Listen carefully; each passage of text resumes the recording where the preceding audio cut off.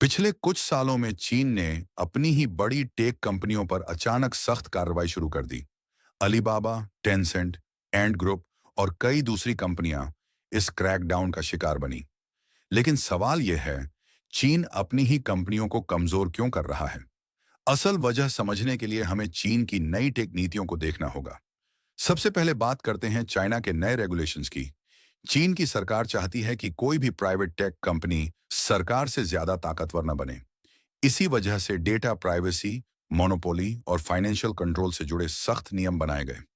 चीन को डर है कि बड़ी टेक कंपनियां बहुत ज्यादा यूजर डेटा कंट्रोल कर रही हैं, मार्केट में मोनोपोली बना रही हैं और इनडायरेक्टली पॉलिटिकल इन्फ्लुएंस भी बढ़ा सकती हैं। अब इसका असर किन कंपनियों पर पड़ा? अलीबाबा और एंड ग्रुप पर सबसे बड़ा इम्पैक्ट पड़ा। जैक मा की एंड ग्रुप का आईपीओ आखिरी समय पर रोक दिया गया। अलीबाबा पर भारी जुर्माना लगाया गया और उसके बिजनेस मॉडल पर रिस्ट्रिक्शंस आए।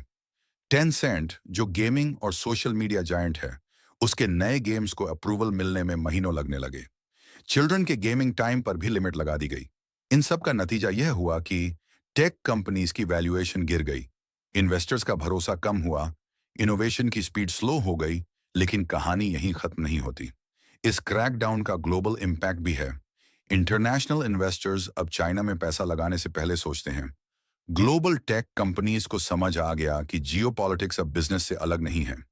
एआई, डेटा और डिजिटल इकोनॉमी अब सिर्फ टेक्नोलॉजी नहीं, बल्कि नेशनल सिक्योरिटी का हिस्सा बन चुके हैं। इससे एक बड़ा लेसन निकलता है। भविष्य में टेक कंपनीज को सिर्फ मार्केट नहीं, सरकारों और जियोपॉलिटिक्स को भी समझना होगा।